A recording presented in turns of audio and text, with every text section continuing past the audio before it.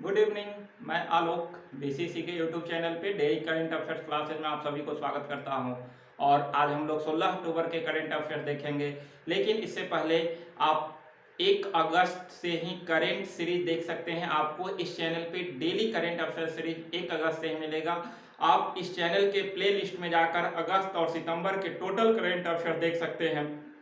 इसके अलावे आपको इस चैनल पे स्टैटिक्स जीके सीरीज भी मिलेगा, आप सभी उसको भी देखें और अपने तैयारी को बेहतर करते रहें।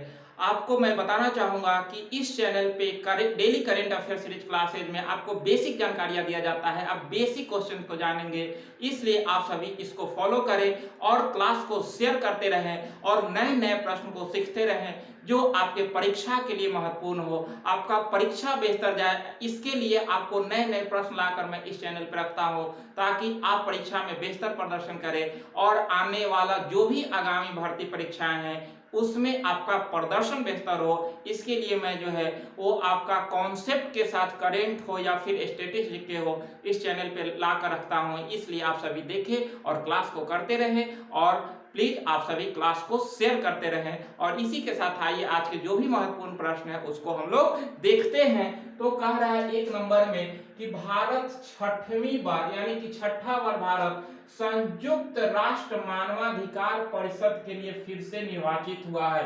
यानी कि भारत 6वीं बार जो है वो 6ठा बार संयुक्त राष्ट्र मानवाधिकार परिषद का में निर्वाचित हुआ है। ध्यान रखिएगा, 6ठा बार जो है वो संयुक्त राष्ट्र मानवाधिकार परिषद में फिर से निर्वाचित हुआ है। यानी कि इससे पहले 5 बार भारत जो है संयुक्त राष्ट्र रक्षा परिषद में निर्वाचित हो चुका है, ये 6ठा बार है। ध्यान रखेंगे आप। कह रहा है कि यूएनएचआरसी में भारत का कार्यकाल जो है वो आपका कितना होता है।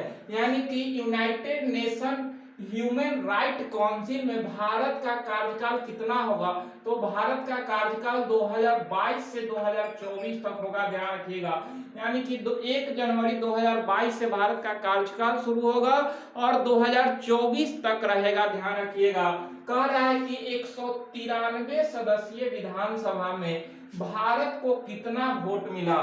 तो 193 में से भारत को 184 वोट मिला। ध्यान रखिएगा, 193 सदस्यीय विधानसभा जो है वो संयुक्त राष्ट्र विधानसभा के द्वारा ये वोट किया जाता है, जिसमें 184 वोट भारत को मिला है।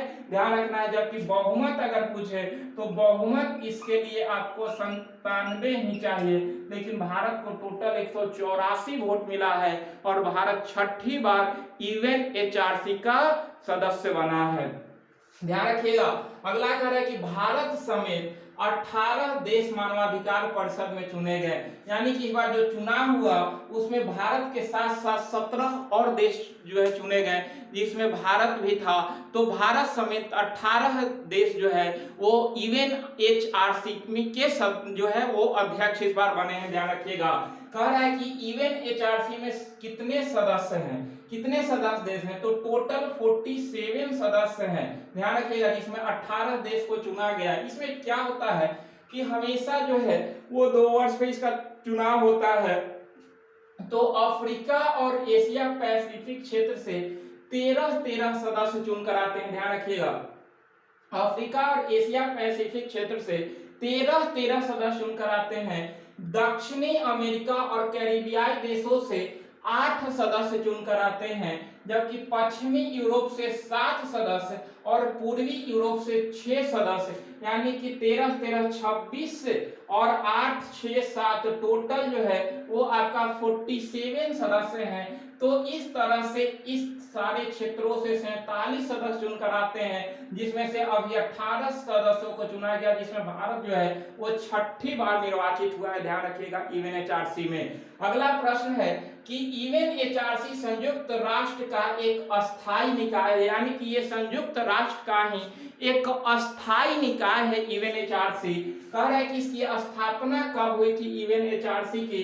तो इसकी स्थापना 2006 में हुआ था। ध्यान रखिएगा, ये प्रश्न बहुत बार पूछा जाता है कि इसकी स्थापना कब हुई। तो 2006 में। इसका मुख्यालय कहाँ है। तो जेनेवा में इसका मुख्यालय है। मानवाधिकार दिवस कब मनाया जाता है? तो 10 दिसंबर को मानवाधिकार दिवस मनाया जाता है। राष्ट्रीय मानवाधिकार आयोग की स्थापना कब हुआ था? तो इसकी स्थापना 12 अक्टूबर 1993 को हुआ था। अभी हम पीछे वाला 2-3 वीडियो पीछे बताए थे कि 12 अक्टूबर को जो है वो मानवाधिकार के 28वां स्थापना दिवस मनाया गया था। ध्यान रखिएगा, प्रश्न पूछ सकता है। पीछे वाला वीडियो में हमने बताया भी है कि 28वां स्थापना दिवस अभी हाल ही में मानवाधिकार आयोग की मनाया गया है, जो कि इसकी स्थापना 12 अक्टूबर 1993 को हुआ था। राष्ट्रीय मानवाधिकार आयोग के अध्यक्ष कौन है अभी? तो अरुण कुमार मिश्र हैं। अरुण कुमार मिश्र अभी राष्ट्रीय मानवाधिकार आयोग के अध्यक्ष हैं, ध्यान रखिएगा। तो इस तरह से आपका जो है वो मानवाधिकार से संबंधित जो है इवन एचआरसी से संबंधित जो भी प्रश्न था उसको मैं ला कर रख दिया।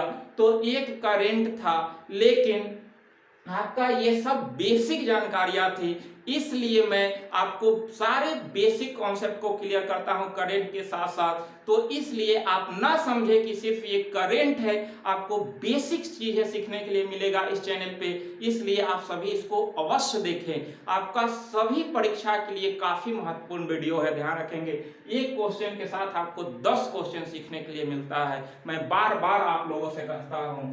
अगला प्रश्न है कि world students day, world students day कब मनाया जाता है? तो ये मनाया जाता है 15 अक्टूबर को, वर्ल्ड स्टूडेंट्स डे। ये क्या है? तो पूर्व राष्ट्रपति एपीजे अब्दुल कलाम के जन्म दिवस पे मनाया जाता है। इनका जन्म जो है वो आपका 15 अक्टूबर 1931 को रामेश्वरम में हुआ था, तमिलनाडु में। तो 15 अक्टूबर को इन्हीं के जन्म दिवस के अवसर पे वर्ल्ड स्टूडेंट्स डे मनाया जाता है, ध्यान रखिएगा। तो एपीजे अब्दुल कलाम के जन्म दिवस पर इन्हें भारत रत्न कब दिया गया था? तो 1997 में इन्हें भारत रत्न से सम्मानित किया गया था। 2002 से 2007 तक जो है वो भारत के राष्ट्रपति भी रहे हैं, जो कि भारत के प्रथम अविवाहित राष्ट्रपति थे, प्रथम साइंटिस्ट राष्ट्रपति एपीजे अब्दुल कलाम ही थे, ध्यान रखिएगा। अगला प्रश्न है कि रश्मि माधुरी का संबंध किससे है? तो रश्मि माधुरी का संबंध जो है वो आपका मिस इंडिया अर्थ चुना गया है 2021। मिस इंडिया अर्थ 2021 चुना गया है किसको? तो रश्मि माधुरी को मिस इंडिया अर्थ चुना गया है, ध्यान रखिएगा। और ये कहाँ के हैं? तो ध्यान रखिएगा ये बेंगलोर के हैं। बेंगलोर के आपका रश्मि माधुरी को मिस इंडिया अर्थ 2021 दिया गया। अगला प्रश्न है कि युद्ध अभ्यास 2021 इसका नाम नहीं है, ये किसके बीच हुआ? तो भारत और अमेरिका के बीच, भारत और अमेरिका के बीच युद्ध अभ्यास 2021 कहां पे संपन्न हो रहा है? तो अलास्का, संयुक्त राज्य अमेरिका में 15 से 29 अक्टूबर तक ये चलेगा। और ये संयुक्त सैन्य प्रशिक्षण अभ्यास है, जो कि 17वां संस्करण है, ध्यान रखिएगा। ये युद्ध अभ्यास का 17वां संस्करण का आयोजन भारत और रूस के बीच अलास्का में चल रहा है। इसका 16वां संस्करण फरवरी में ही हुआ था आपका राजस्थान में। राजस्थान में इसका 16वां संस्करण 2021 में फरवरी में ही हुआ था, लेकिन अभी 17वां संस्करण भारत और अमेरिका के बीच अलास्का में चल रहा है, आज ही कल ही से शुरू हुआ है, ध्यान रखिएगा। अगला प्रश्न है कि 58वें अक्षय ऊर्जा यानी कि नवीकरणीय ऊर्जा में देश आकर्षण सूचकांक में भारत का स्थान कितना है? तो भारत इसमें तीसरा स्थान पर है, ध्यान रखिएगा। जबकि फर्स्ट स्थान पे आपका अमेरिका है और सेकंड पे आपका चीन है, ध्यान रखिएगा। तो तीसरा स्थान पे अक्षय ऊर्जा में भी भारत है सूचकांक में, फर्स्ट पे अमेरिका है और सेकंड पर जो है वो चीन है। भारत 2030-35 तक जो है 450 मेगावाट जो है वो ऊर्जा का उत्पादन अक्षय ऊर्जा से जो है सुनिश्चित किया है, ध्यान रखिएगा। तो इस तरह से 58वें अक्षय ऊर्जा आकर्षण सूचकांक में भारत का स्थान कितना है? तो तीसरा है। अगला है कि धुनुची नृत्य का संबंध किससे है? तो ये आपका जो है वो पश्चिम बंगाल से, पश्चिम बंगाल से संबंधित है। क्या? तो धुनुची नृत्य, तो ये है आपका पश्चिम बंगाल में विजयादशमी के दिन जो है वो धुनुची नृत्य का जो है वो आयोजन किया जाता है। उसमें है कि वहां पे के लोगों के द्वारा ये इस उत्सव का जो है वो मनाया जाता है, जिसमें क्या ये मनाया जाता है इसलिए कि माँ दुर्गा जब महिषासुर को वध की थी तो शक्ति का प्रदर्शन हुआ था, लोगों ने जो है वो गीत गाया था, उसी के संबंध में जो है वो धुनुची नृत्य का जो है वो मनाया जाता है, उत्सव संपन्न होता है पश्चिम बंगाल में, ध्यान रखेंगे। अगला प्रश्न है कि जैव विविधता पर संयुक्त राष्ट्र सम्मेलन के पक्षकारों के सम्मेलन की 15वीं बैठक जो कि COP50 है, ध्यान रखिएगा, का आयोजन कहाँ हुआ? तो ये हुआ है कुनमिंग, कुनमिंग चीन में हुआ है। कुनमिंग चीन में आपका COP15 हुआ, जो कि जैव विविधता से संबंधित संयुक्त राज्य अमेरिका के पक्षकारों के सम्मेलन की बैठक हुई, जो कि 15वीं बैठक है, ध्यान रखिएगा, इसलिए COP15 इसका नाम है। इसका आयोजन कुनमिंग चीन में हुआ है। इसका नाम जो है कुनमिंग घोषणा भी कर दिया गया। कुनमिंग घोषणा अगर दे देगा कि इसका संबंध किससे है तो जैव विविधता से संबंधित है। और कुनमिंग घोषणा कहाँ पे जो है ये संपन्न हुआ तो ये आपका चीन में हुआ है। तो कुनमिंग घोषणा का संबंध जैव विविधता का संरक्षण एवं एकीकृत प्रयास के लिए किया गया है, ध्यान रखिएगा।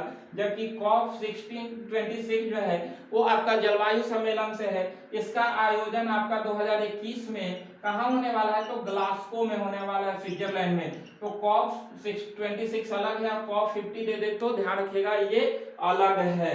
तो इस तरह से COP15 का आयोजन कुनमिंग चीन में हुआ, जो कि जैव विविधता से संबंधित है। भारत में सबसे ज्यादा जैव विविधता साइलेंट वैली पश्चिमी घाट में देखने के लिए मिलता है, जबकि विश्व में अगर देखा जाए तो अमेजन बेसिन में देखने के लिए मिलता है।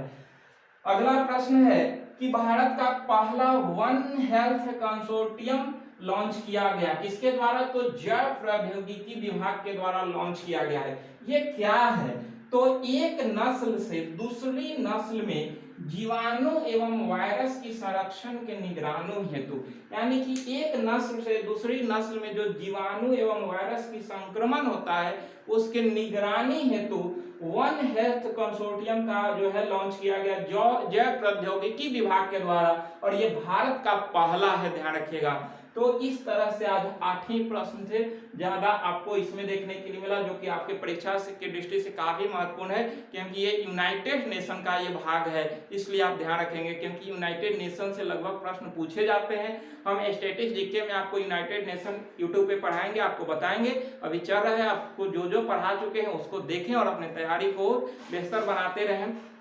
और जो भी पीछे वीडियो गया है आपका स्टैटिस्टिक्स जीके या फिर करेंट अफेयर सीरीज उसको देखें, और इसी तरह से आपका जो है बेसिक क्लियर होगा, आपका बेसिक कॉन्सेप्ट जानेंगे, आपका प्रदर्शन अच्छा होगा, आपका जब तैयारी अच्छा होगा तो आपका परीक्षा अच्छा जाएगा, परीक्षा में प्रदर्शन अच्छा होगा, रिजल्ट बेहतर आएगा। इसलिए आप सभी इसको देखें और इसके साथ साथ क्लास को शेयर भी करते रहें। तो आज यहीं तक, मिलते हैं हम नेक्स्ट वीडियो में, लेकिन प्लीज आप सभी इस क्लास को शेयर करें और आप सभी अपने तैयारी को बेस्ट करते रहें, अपने पूरे जी जान को लगाएं, पूरे मेहनत के साथ तैयारी करें, ताकि आपका सफलता निश्चित हो, उसमें कोई रोक टोक नहीं होना चाहिए। इतना मेहनत कीजिए कि सफलता आपके सामने आकर जो है वो झुक जाए, कहे कि जो है वो अब चलिए हम आपको जो है लेने आए हैं, आप जो है आपको ज्वाइन करना है। इस तरह से जो है आप इतना मेहनत करें ताकि आप जो है सफल हो, यही मेरा कामना रहता है। तो आज यहीं तक, मिलते हैं नेक्स्ट वीडियो में, आप सभी को बहुत बहुत धन्यवाद।